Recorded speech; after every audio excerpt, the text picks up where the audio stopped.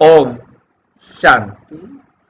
आज 13 मई 2024। आज की साकार मुरली रंगीन बड़े बड़े अक्षरों में पढ़ें, सुने और मंथन करें। मंथन हम मुरली का प्रतिदिन सवेरे 6 बजे 4:30 बजे करते हैं। आप भी यदि इसी मुरली मंथन में जुड़ना चाहते हैं तो इसी वीडियो के डिस्क्रिप्शन बॉक्स में लिंक दिया हुआ है, आप वहां से जुड़ सकते हैं। यदि आपको लिंक प्राप्त नहीं हो रहा तो इसी वीडियो के नीचे व्हाट्सएप नंबर दिखाई दे रहा है, उस पर आप मैसेज करके लिंक प्राप्त कर सकते हैं। अपना कोई सुझाव, अपना कोई प्रश्न, कोई बात हो तो वो भी आप लिखकर भेज सकते हैं। ओम शांति। आज की मुरली का सार। मीठा मीठा बाबा कहते, मीठे बच्चे तुम यहाँ मनुष्य से देवता बनने की ट्यूशन लेने के लिए आए। आज बाबा ट्यूशन पढ़ा रहा है। आज बाबा हमें ट्यूशन पढ़ा रहे हैं और ट्यूशन में लेने के लिए आए हो। क्यों? क्योंकि कोड़ी से हीरा बन रहे हो। पढ़ाई तो पढ़ा दी, अब एक्स्ट्रा क्लासेस बाबा ले रहे हैं, समझो। प्रश्न, तुम बच्चों को इस पढ़ाई में कोई भी खर्चा नहीं लगता है। क्यों नहीं लगता है खर्चा? उत्तर, क्योंकि तुम्हारा बाप ही टीचर है। बाप बच्चों से खर्चा फी कैसे लेगा?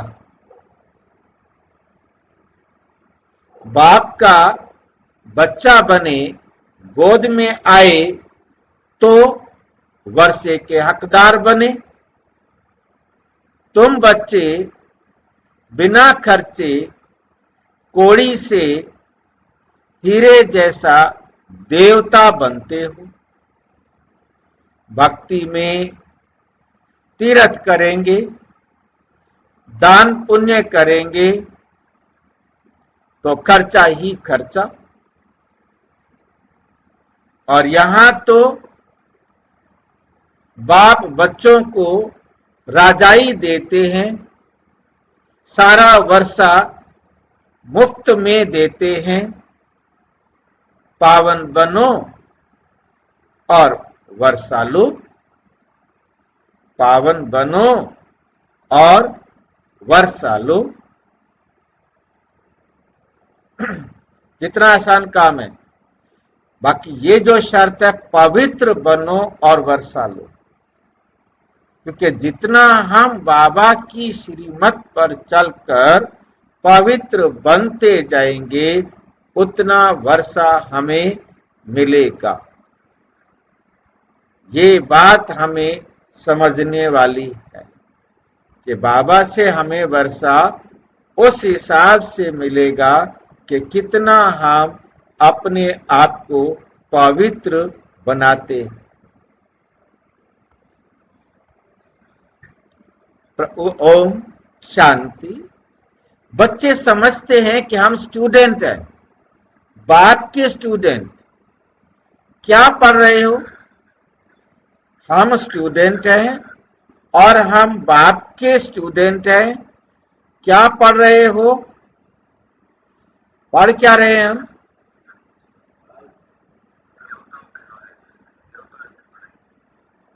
देवी देवता बनने वाली पढ़ाई पढ़ रहे हैं। बाप से हम देवी देवता बनने वाली पढ़ाई पढ़ रहे हैं। बाप के हम स्टूडेंट हैं। हम मनुष्य से देवता बनने के लिए ट्यूशन ले रहे हैं।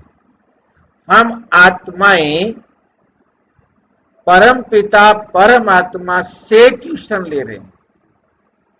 हमें पढ़ाने वाला कौन है? परम पिता परमात्मा। अभी हम समझ गए हैं क्या समझ में आया है? भगवान पढ़ाते। हमें समझ में आया है कि जन्म बाई जन्म, हर जन्म में, जन्म बाई जन्म अपने को देह समझते। कितने जन्मों से? 63 जन्मों से। जो गलती हमने की, जो भूल हमसे हुई कि हमने अपने आप को क्या समझ लिया था? देह समझ लिया था, जबकि हम हैं कौन? हम आत्मा है। ये लौकिक बाप फिर ट्यूशन के लिए और जगह भेज देते हैं, सदगति के लिए और जगह भेज देते हैं।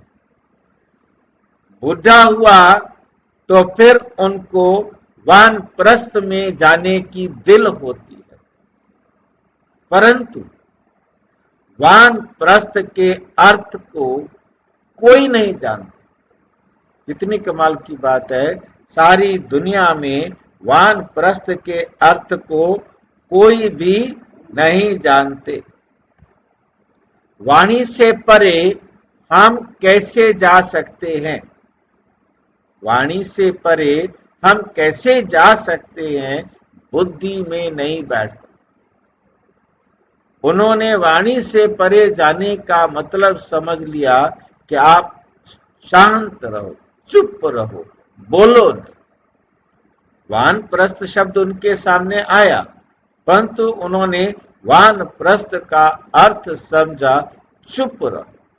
सारा सारा दिन, 2-2 दिन, 5-5 दिन, हफ्ता हफ्ता, महीना महीना, कई लंबे समय तक भी अपने आप को बिना बोले रखते, मौन व्रत, मौनी बाबा बन जाते हैं।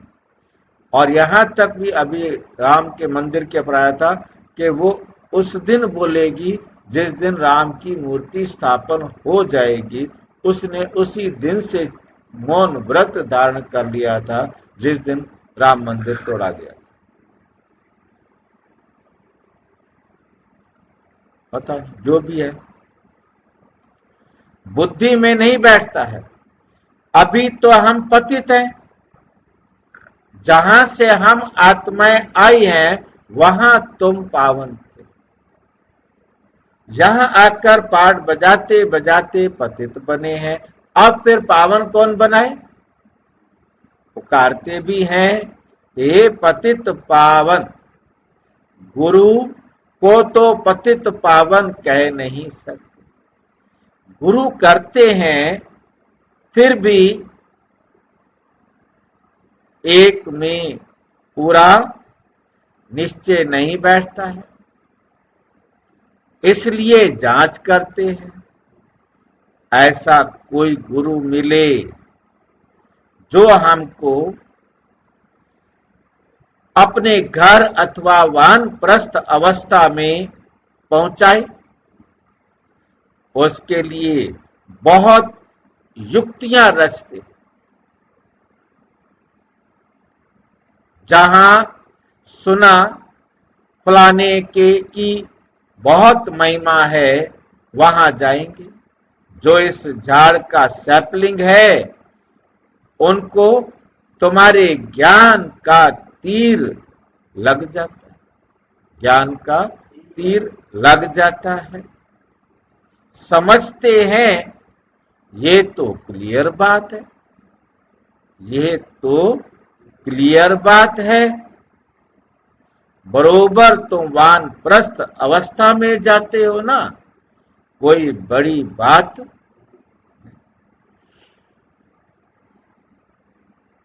टीचर के लिए स्कूल में पढ़ाना कोई बड़ी बात नहीं। भक्तों को क्या चाहिए ये भी किसी को पता नहीं। अब तुम बच्चे इस ड्रामा के चक्र को अच्छी तरह से जान गए। तुम समझते हो बरोबर बाप ने ही वर्षा दिया था, बरोबर बाप ने ही वर्षा दिया था जो अब दे रहे हैं, फिर उसी अवस्था में आएंगे। सो तो तुम बच्चे समझते। पहली मुख्य बात है, पावन बनने के लिए बाप को याद करना। पावन बनने के लिए बाप को याद करना। लौकिक बाप तो सबको याद है। लौकिक बाप तो सबको याद है, पारलौकिक बाप को जानते ही नहीं। लौकिक बाप सबको याद है, परंतु पारलौकिक बाप को जानते नहीं। अब तुम समझते हो, अपने को आत्मा समझ बाप को याद करना सहज भी है और डिफिकल्ट भी। सहज भी है, डिफिकल्ट भी है। आत्मा इतना छोटा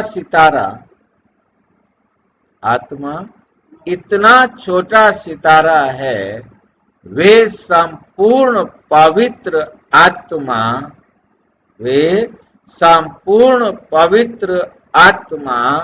और ये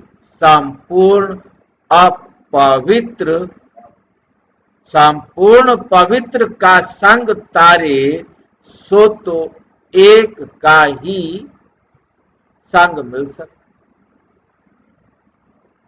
संग चाहिए तो जरूर। वो एक कौन है? शिव बाबा।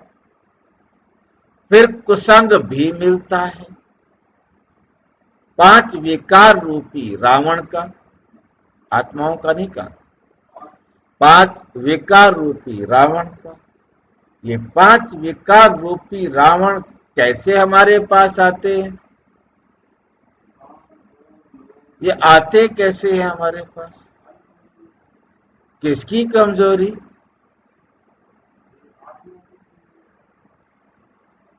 आने का दरवाजा क्या है ये 5 विकार? हाँ जी,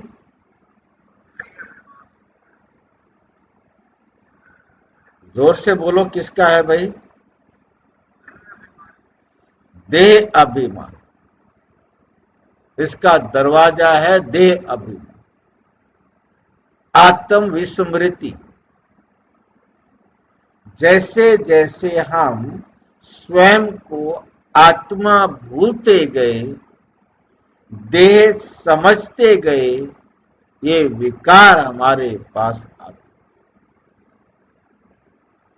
आत्म विस्मृति या देह अभिमान, ये इन विकारों के आने का दरवाजा।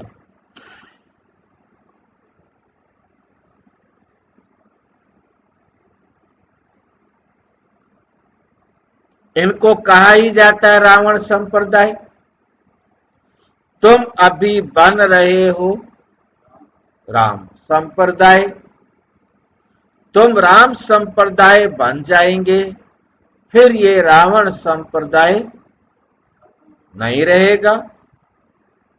ये बुद्धि में ज्ञान है। राम कहेंगे भगवान को, दशरथ के बेटे राम को नहीं।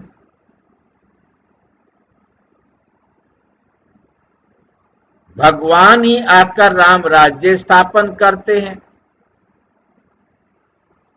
अर्थात सूर्यवंशी राज्य स्थापन करते हैं। हम दशरथ के बेटे राम को भगवान क्यों नहीं कह सकते?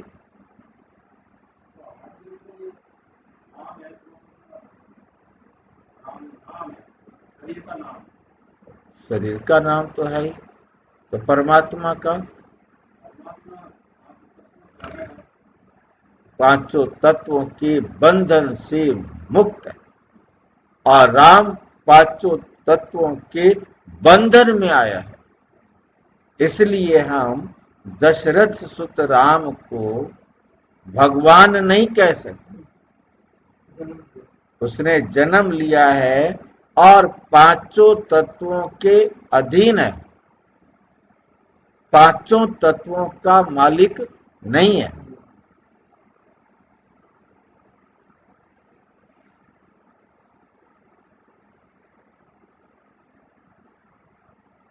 अर्थात सूर्यवंशी राज्य स्थापन करते हैं, राम राज्य भी नहीं कहेंगे, परंतु समझाने में सहज होता है। अभी हम स्थापना कर रहे हैं, इसको भी राम राज्य नहीं कहेंगे। राम राज्य तो तभी होगा जब स्थापन हो जाएगा।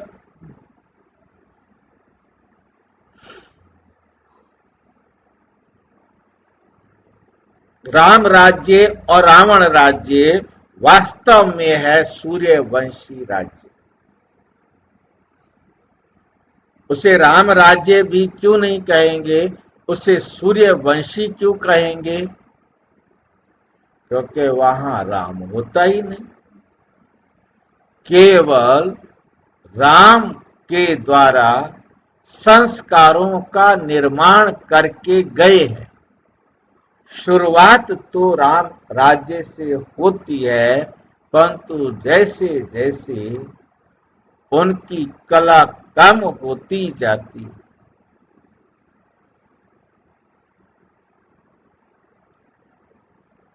तुम्हारा एक छोटा पुस्तक है, नाम सुना होगा, हीरे जैसा जीवन कैसे बने।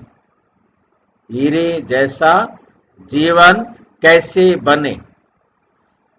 अब हीरे जैसा जीवन किसको कहा जाता है, मनुष्य क्या जाने, सिवाय तुम्हारे सिवाय कोई भी नहीं जानता कि हीरे जैसा जीवन कौन सा होता है। गाते हैं, हीरा जन्म अनमोल था, कोड़ी बदले जाए। परंतु कौन सा हीरा जन्म होता है, वो समझते ये मनुष्य जीवन हीरे जैसा अनमोल हीरे जन्म। पशु पक्षी कीड़े मकोड़े बनना, उनसे ये श्रेष्ठ जीवन है हीरा जन्म। मनुष्य क्या जाने सिवाय तुम्हारे, लिखना चाहिए हीरे जैसा देवताई जीवन कैसे बने।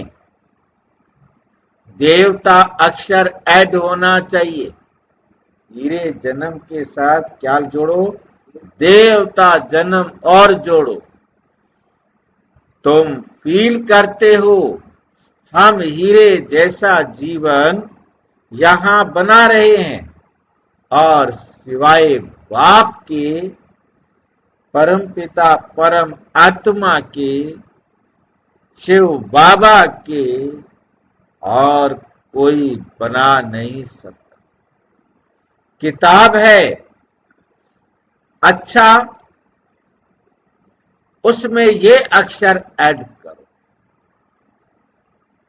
क्या अक्षर करो, हीरे जैसा देवताई जन्म कैसे बने।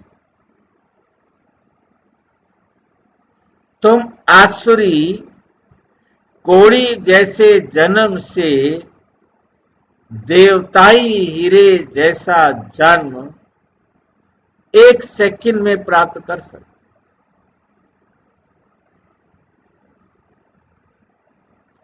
वो भी बिगर कोड़ी खर्चा किए। बच्चा बाप के पास जन्म लेता है, वर्षे का हकदार बनता है, बच्चे को खर्चा लगता है क्या? बच्चे को, आपके घर बच्चा जन्मा, आपकी सारी जायदाद का वो मालिक बन गया, क्या बच्चे ने कोई पैसा खर्च किया? पहले दिन से सारे खर्चे माँ बाप के।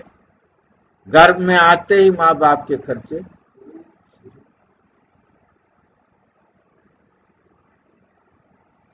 क्योंकि वारिस तो उसी टाइम बन गया जब गर्भ में आ गया।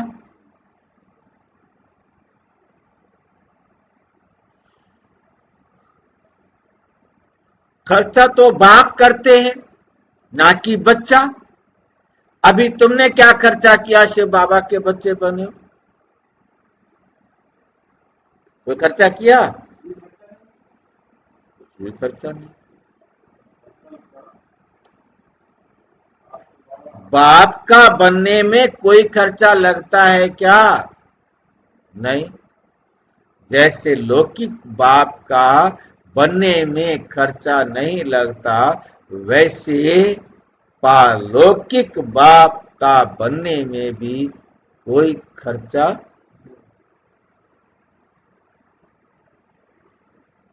ये तो बाप बैठ पढ़ाते हैं, पढ़ाकर तुमको देवता बनाते हैं। तुम कोई छोटे बच्चे तो नहीं हो, बड़े हो। बाप का बनने से बाप राय देते हैं, तुमको अपनी राजधानी स्थापन करनी है, इसमें पवित्र जरूर बनना है, इसमें पवित्र जरूर बनना है। खर्चा तो कुछ भी नहीं लगता। गंगा पर जाते हैं, तीर्थ पर जा स्नान करने जाते हैं, खर्चा तो करेंगे। तुमको बाप पर निश्चय हुआ, खर्चा लगा क्या?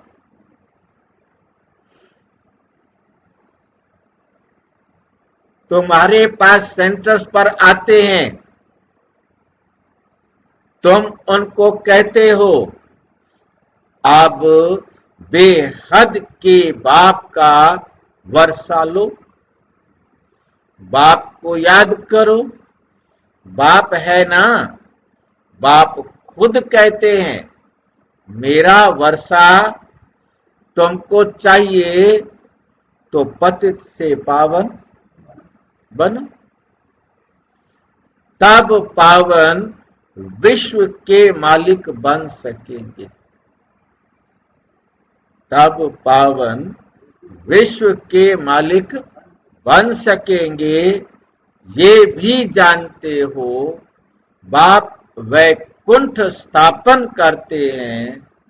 समझदार बच्चे अच्छी रीति समझते, समझदार जो बच्चे होंगे वो अच्छी रीति समझते हैं। उस पढ़ाई में खर्चा कितना लगता होता है, यहाँ खर्चा कुछ भी। आत्मा कहती है हम अविनाशी हैं, ये शरीर विनाशी है।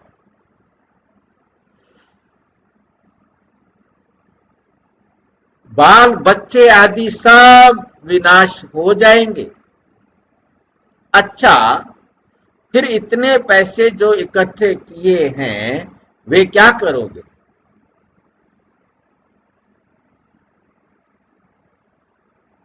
अभी आग लगेगी, आपका सारा कुछ जलकर नष्ट हो जाएगा। वो नोटों की गड्डियां जो तिजोरी में रखी है, वो सोना जो आपने तिजोरी में इकट्ठा करके रखा है, क्या होगा उसका?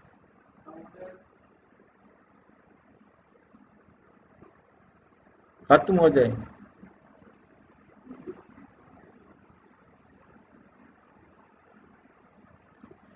अच्छा, ख्याल तो होगा, ख्याल तो होगा ना। कोई साहूकार भी होंगे, समझो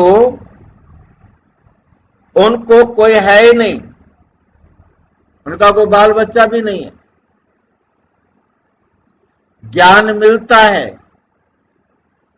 तो समझते हैं इस हालत में पैसे क्या करेंगे। पढ़ाई तो है सोर्स ऑफ इनकम, जितना पढ़ाई करेंगे उतना फायदा।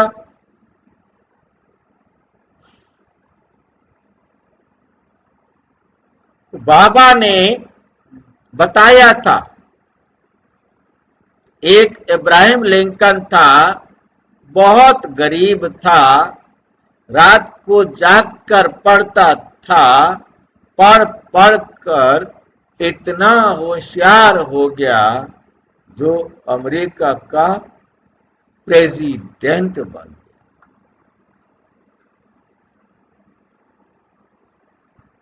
खर्चा लगता है क्या?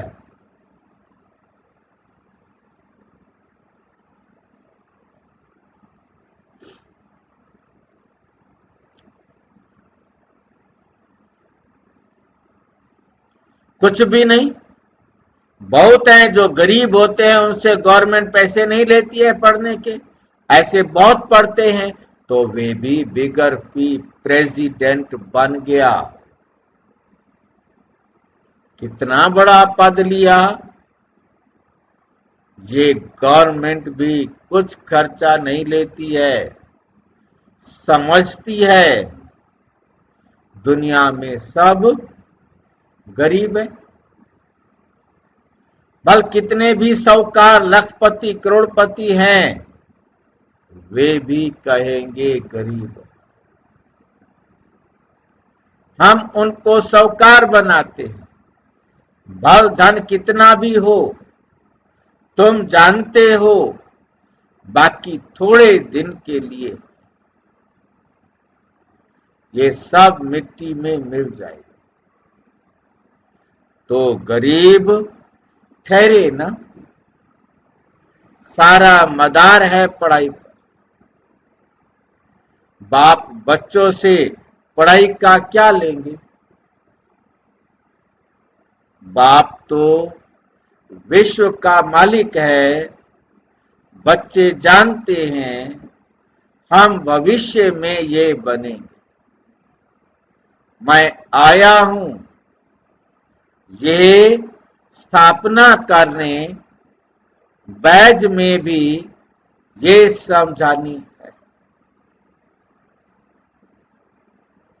नई इन्वेंशन निकालते रहते हैं। शिव बाबा कहते हैं हमारी जो आत्मा है उसमें सारा नूंद है, उसमें सारा नूंद है। जो विकारी पतित बने हैं उनको बाप आकर पावन बनाते। ये तो जानते हो, ये तो जानते हो। 5000 वर्ष पहले बाप से विश्व की बादशाही ली थी। मुख्य बात बाप कहते हैं माम एकम, याद करो।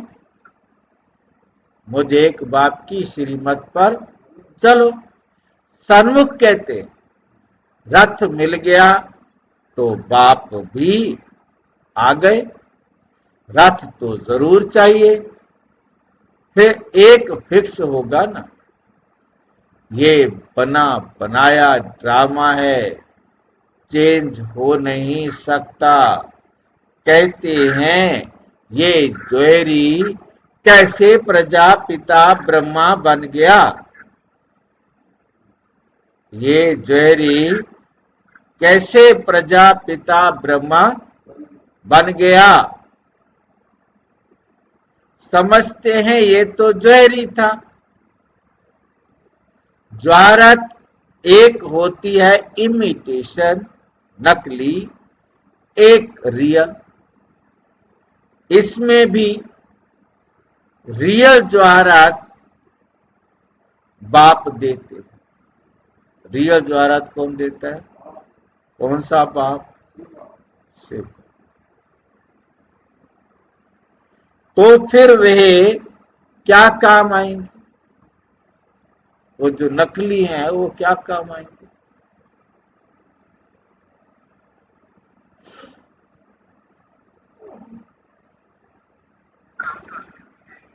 ये है ज्ञान रतन, ये हैं ज्ञान रतन। इनके सामने उस ज्वारात की कोई कीमत नहीं।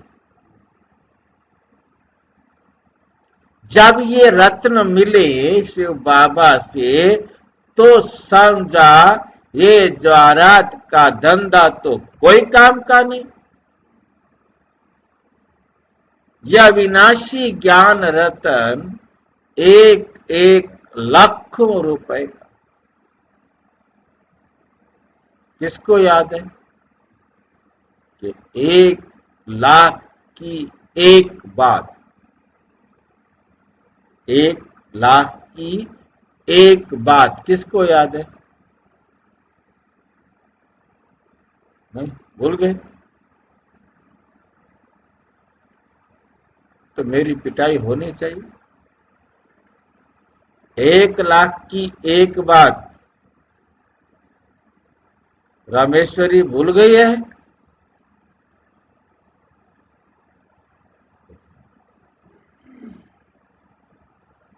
रामेश्वरी भूल गई कि सो गई?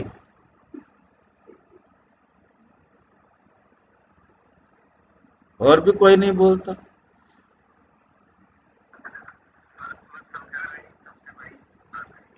एक लाख की एक बात बताओ।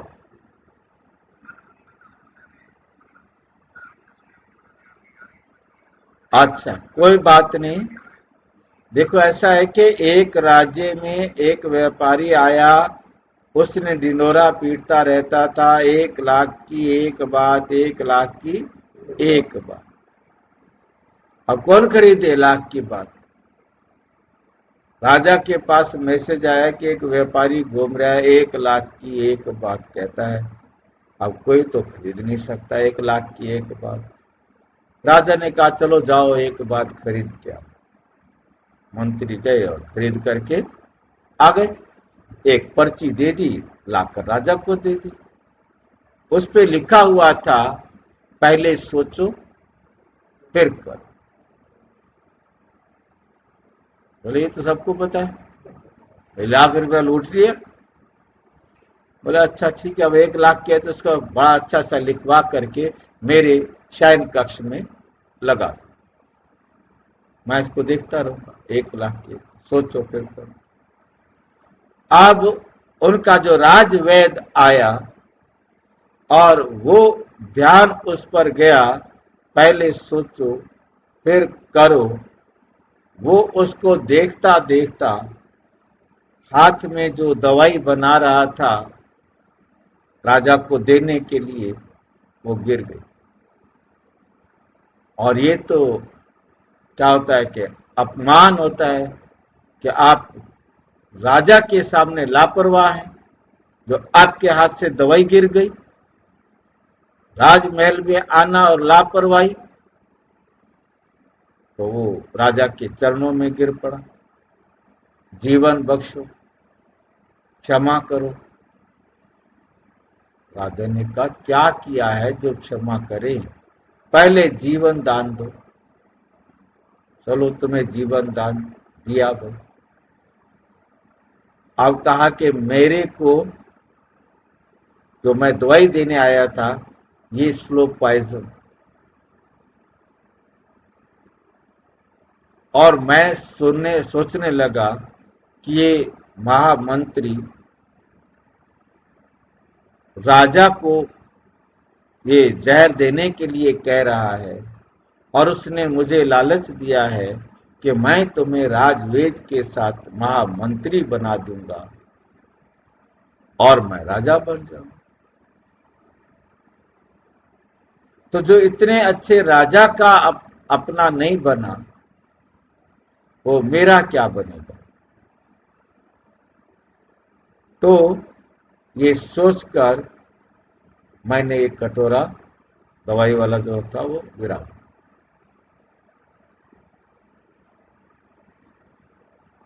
तो अब राजा को समझ में आया कि वाक्य में यदि ये बात ना लिखी होती तो राजा आज मर जाता, या 2-4 दिन बाद 10 दिन बाद मर जाता। स्लो पॉइजन है। किसी को पता भी नहीं लगेगा कि राजा मर गया। कैसे मर गया? मर गया डिक्लेयर भी राजवेद करेगा, फिर वो किसको बताएगा कि मैंने इसको जहर दिया? तो समझ में आया होगा कि जब हम किसी बात को वैल्यू देते हैं तब वो 1,00,000 की होती है। हमने उसको वैल्यू दिया, उसे अपने घर में लगाया और उसको आकर उसको पढ़ा और समझ में आ गया। तो हम किसी बात को महत्व देते हैं अपने जीवन में तो वो बात लाख की होती है। बाकी मुरली सुनी और चले गए, बाबा ने बहुत अच्छी अच्छी बातें बताई, पॉइंट्स भी रट के सारा दिन रखे। आज का वरदान क्या है, आज का स्लोगन क्या है, आज का सार क्या है, मुरली का प्रश्न क्या है, मुख्य सार क्या है, धारणा के लिए मुख्य सार क्या है, याद रखा। अगले दिन याद नहीं होता उनको, कई सेंटर्स पर रटवाए जाते। एक भाई ने फोन करके पूछा, आप कौन बोल रहे हो, आज का वरदान क्या है? मैंने कहा मुझे नहीं पता। जब नहीं पता तो नहीं पता। बोला ठीक है, आप मेरा नाम अपनी लिस्ट में से काट दो।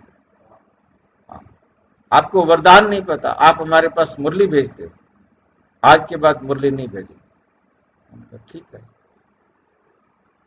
क्योंकि वरदान याद है तो ज्ञानी है, स्लोगन याद है तो ज्ञानी है, नहीं है तो वरदान को जीवन में लाना है, रटने से बात। क्योंकि आज का वरदान कैसे अदरक के दिन में क्या क्या पढ़ लिया, अब वो हम रटते रहे उसको, बड़ा मुश्किल है मेरे लिए।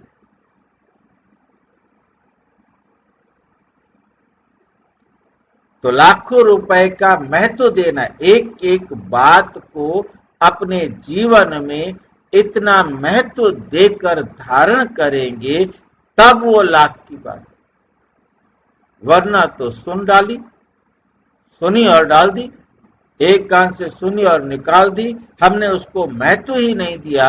ये बाबा के ज्ञान रतन भी उसके लिए लाखों रुपए के हैं जिसने उन पर अपने आप को चलाया। नहीं चलाया तो वो कौड़ी के भी नहीं, कौड़ी के भी। कितने तुमको रत्न मिलते हैं, ये ज्ञान रत्न ही सच्चे बन जाते हैं। तुम जानते हो बाप ये रत्न देते हैं झोली भरने के लिए, ये मुफ्त में मिलते हैं, खर्चा कुछ भी नहीं। वहां तो दीवारों छतों में भी हीरे जवाहरात लगे रहते हैं, उनकी वैल्यू क्या होगी? वैल्यू तो बाद में होती है। वहां तो हीरे जवाहरात भी तुम्हारे लिए कुछ नहीं।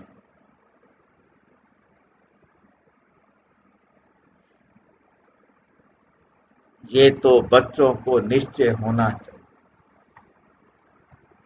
बाप ने समझाया है, ये रूप भी है, बसंत भी है, बाबा का छोटा सा रूप है, उनको ज्ञान सागर कहा जाता है।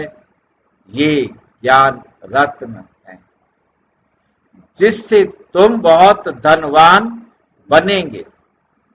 बाकी कोई अमृत व पानी आदि की बरसात नहीं। पढ़ाई में पानी की बात नहीं होती, पावन बनने में खर्चे की बात ही नहीं। तुमको अब विवेक मिला है, समझते हो पतित पावन तो एक ही बाप है। तुम अपने योग बल से पावन बन रहे हो। जानते हो, पावन वन पावन दुनिया में चले जाएंगे। अब राइट यह है या वह, राइट ये है या वे, इन सब बातों में बुद्धि चलनी चाहिए, बुद्धि चलनी चाहिए। ड्रामा में ये भक्ति का पार्ट भी होने का ही है। बाप कहते हैं अब तुम पावन बन पावन दुनिया में चलना।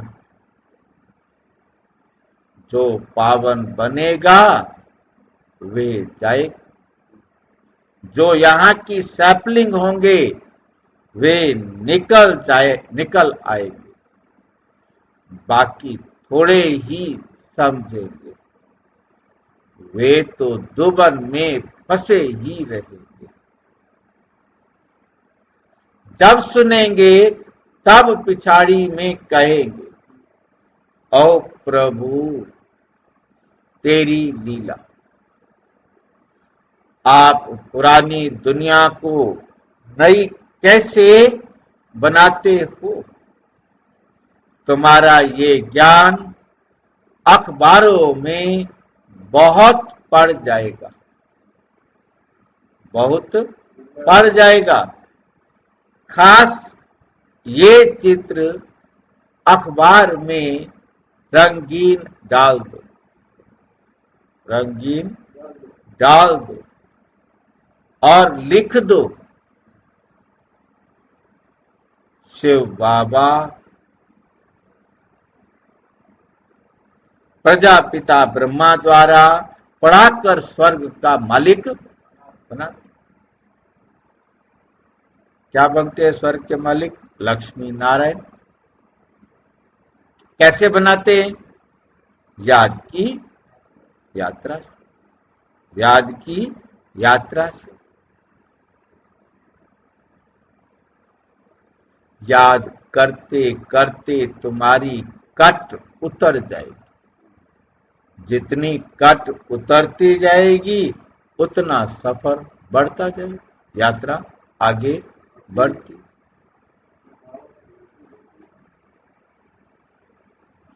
तुम खड़े खड़े सबको ये रास्ता बता सकते हो कि बाप कहते हैं माम एकम, याद करो, अपने को आत्मा समझो। घड़ी घड़ी ये याद दिलाकर फिर देखो उनका चेहरा कुछ बदलता है। नैन पानी से भीगते हैं तब समझो कुछ बुद्धि में बैठता। पहले पहले ये एक बात ही समझानी, 5000 वर्ष पहले भी बाप ने कहा है, क्या कहा है? माम एकम।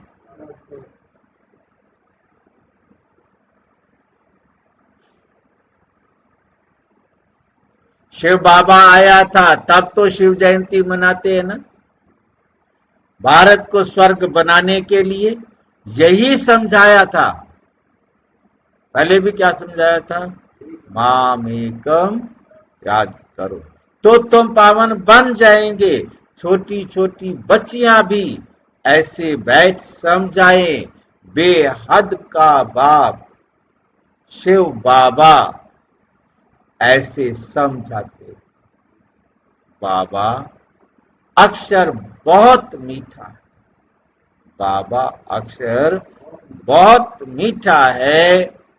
बाबा और वर्षा इतना निश्चय में बच्चों को रहना,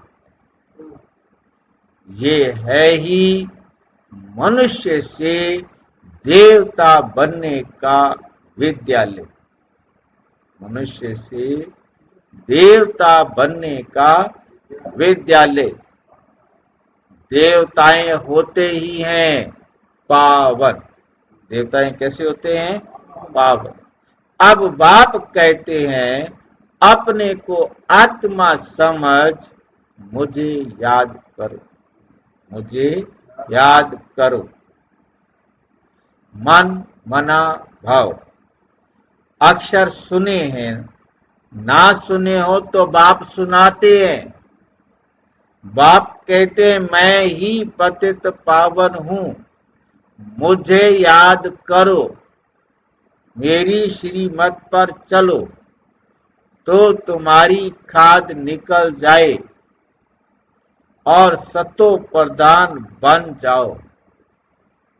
जल्दी से सतो प्रधान बन जाओ। मेहनत ही यही है। ज्ञान के लिए तो सब कह देते हैं बहुत अच्छा है, बहुत अच्छा है, फर्स्ट क्लास ज्ञान है, परंतु प्राचीन योग की बात कोई जानते ही नहीं। पावन होने ही की बात तुम सुनाते, तो बाप भी समझते हैं, बाप भी समझते हैं।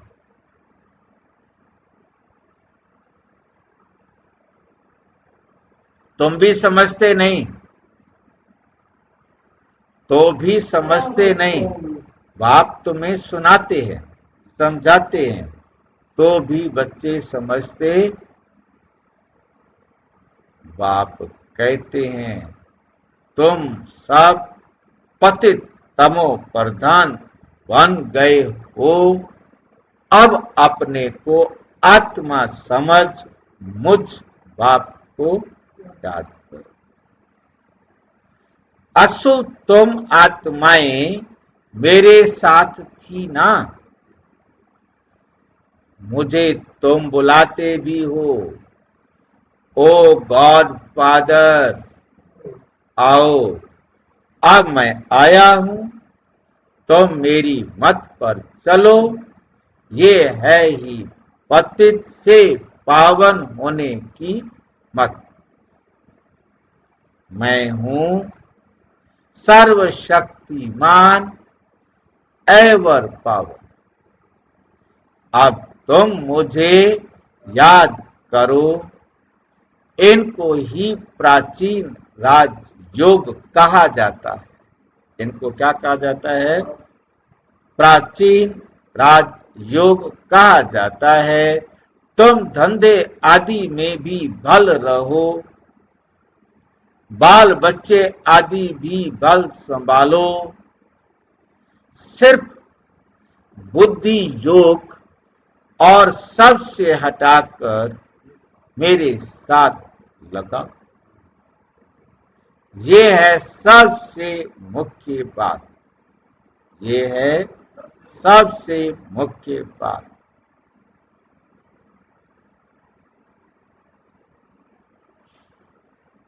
ये ना समझा तो गोया कुछ भी नहीं समझा, तो गोया कुछ भी नहीं समझा। ज्ञान के लिए तो कहते हैं बहुत अच्छा ज्ञान देते हैं, पवित्रता भी अच्छी है, परंतु हम पवित्र कैसे बने, हमेशा के लिए ये बात समझते नहीं। देवताएं हमेशा पवित्र थे, हमेशा पवित्र थे ना, वो कैसे बने? ये बात पहले पहले समझानी है। बाप कहते हैं मुझे याद करो, याद से ही पाप मिट जाएंगे और तुम देवता बन जाएंगे।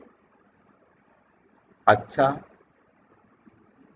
अच्छा, मीठे मीठे सिक्की लदे बच्चों प्रति माता पिता बाप दादा का याद प्यार और गुड मॉर्निंग। रूहानी बाप की रूहानी बच्चों को नमस्ते। हम रूहानी बच्चों की रूहानी बाप दादा को नमस्ते नमस्ते। धारणा के लिए मुख्य सार नंबर 1, स्वयं को गरीब से साहूकार बनाने के लिए बाप से अविनाशी ज्ञान रत्न लेने हैं।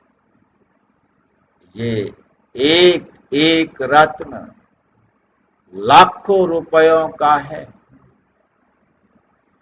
इनकी वैल्यू जानकर पढ़ाई पढ़नी है। ये पढ़ाई ही सोर्स ऑफ इनकम है। इसी से उच्च पद पाना है। राम संप्रदाय में आने के लिए संपूर्ण पवित्र जो एक बाप है उसका ही संग करना है। कुसंग से सदा दूर रहना है। सबसे बुद्धि योग हटाए एक बाप में लगाना। बुद्धि योग सबसे हटाए एक बाप के साथ लगाना।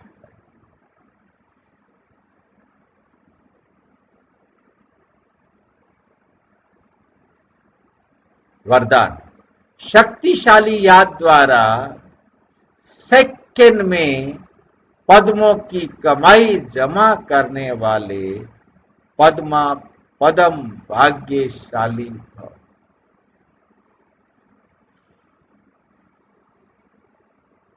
आपकी याद इतनी शक्तिशाली हो जो एक सेकंड की याद से पद्मों की कमाई जमा हो जाए। ये कैसे होगा? एक सेकंड में एक पदम की तो बात जच रही है, वो कल भी बाबा ने बताई है। वो तो आज तो बाबा क्या कहता है कि एक सेकंड में पद्मों की कमाई जमा हो जाए। ये कैसे हो सकता?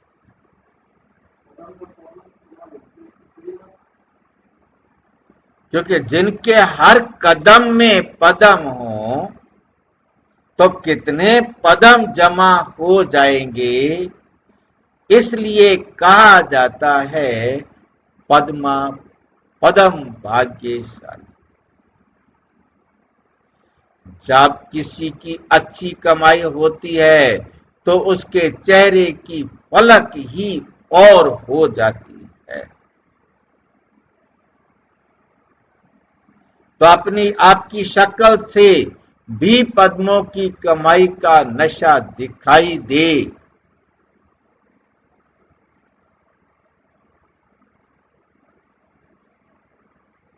ऐसे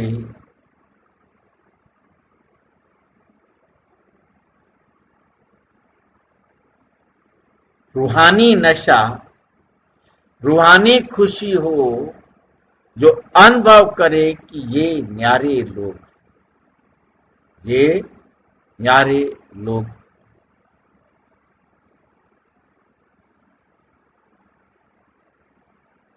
इसका मतलब क्या निकला कि एक सेकंड में मनसा सेवा एक ऐसी विधि है जिसमें बेहद की आत्माओं की आप सेवा कर सकते,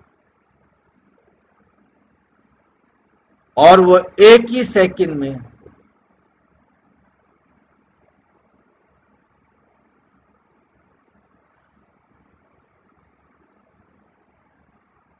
स्लोगन, ड्रामा में सब अच्छा ही होना है। इस स्मृति से बेफिक्र बादशाह बनो।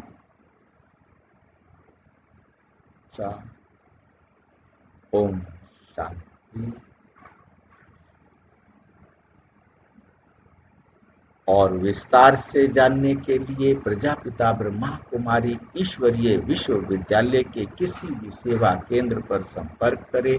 और यदि कोई प्रश्न है तो 9213106986 पर केवल टेलीग्राम करें। 9650692270 पर केवल व्हाट्सएप करें, फोन नहीं। ओम शांति।